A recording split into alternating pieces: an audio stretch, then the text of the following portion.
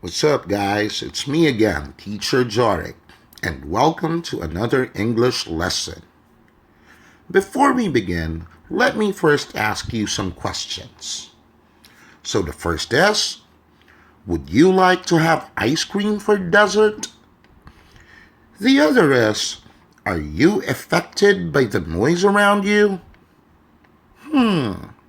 I see those confused looks on your faces. So for today's lesson, we will discuss some pairs of English words that are often misused or are very confusing. Are you guys ready? Okay, let's begin. The first on the list are the words affect and effect. These words might be on top of the list for most of you. And notice their spelling? The only difference is the first letter of both words. Now, the word affect is a verb, meaning it is used to describe an action. On the other hand, the word effect means a result, as in cause and effect. Let us use these words in sentences. The first is, the noise affected me negatively. In this sentence, the word affected is used as a verb. For the second example, the effect of the lockdown was felt by many. The word effect is used as a noun. The next words are probably on top of your list too. They are accept and accept.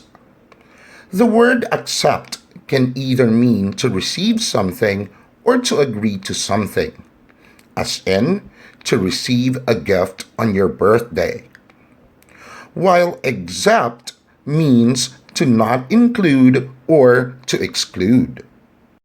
Let us read these sample sentences. First is, Joe did not accept the gift from his neighbor.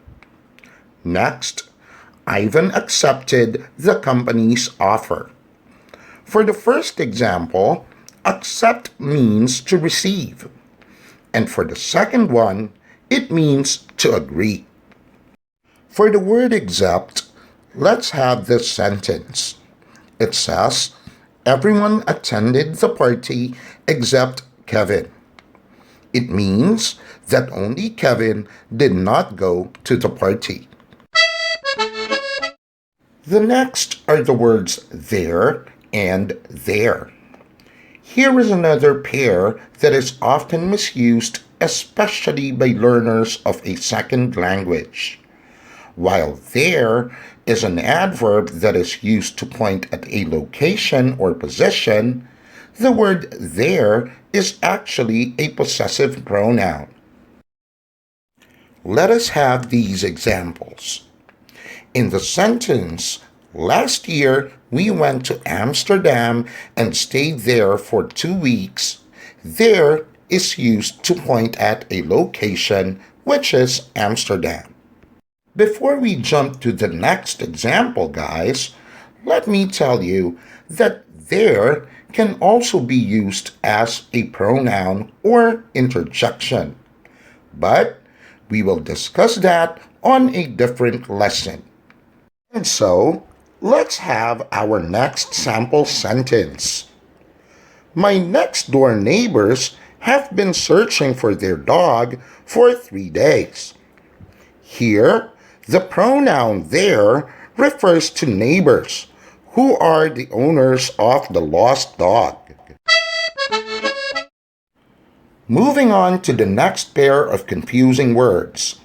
They are the words dessert and desert. Remember at the start of this video, I asked you about having ice cream? Now, these words may not be as tricky as the others because you can distinguish them when spoken. But in writing, they can be quite a problem. The word dessert means something sweet that you can have after a meal. A chocolate bar, ice cream, or a slice of cake are some examples of dessert. However, desert is a place that is extremely dry. Now, let's use them in sentences. First, Beth usually eats ice cream for dessert. In this example, ice cream is actually a kind of food that is sweet that you have after a meal. Second, no one would want to get stuck in a desert. The word desert here describes a place that is extremely dry. So, for our next pair, we have the words advice and advice. Unlike the previous example, these two words are kinda confusing because the pronunciation is almost the same. In fact, some users of English even hesitate to use advice with an S. And so, the difference is that advice with a C is a noun, while the one with an S is a verb. Notice the difference with these two sample sentences. In the first example, RD received a good advice from his teacher. Advice with a C is used as a noun and is even described by the adjective good. Now, for the one that is spelled with an S, the example says RD was advised to see the guidance counselor. As you may notice, advised here is the verb in the sentence, and which actually means told. So for the next set of confusing words, let's have the words principal and principal. Principal actually means the main or the first in order of importance. It can also mean the headmaster of a school or an academy. On the other hand, principle pertains to someone's belief. Let's again look at these examples. The first two examples are about principle. Sample number 1 says, the principal aim of the foundation is to help the typhoon victims. In this example, principal means first. In the second example, Principal Bruce led the flag raising ceremony. Principal means the headmaster of a school. Next, we have Maven believes in the principles of Christianity. Here, principles obviously mean beliefs. To continue, number 7 on the list are the words borrow and lend. These words are both verbs and are often switched by users, especially by learners of a second language. To explain, borrow means to ask something from someone, like money from a friend, while lend is to allow someone to use something with the promise of returning it. Let us read these examples.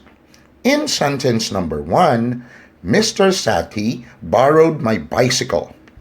I am the owner of the bicycle. While in sentence number 2, Mr. Sati lends me his bicycle every morning. Mr. Sati is the owner of the bicycle. For the next pair of words, we have the words than and then. These two words are probably two of the most interchanged words by learners of English. While than is used to compare two things, then means next or at that time.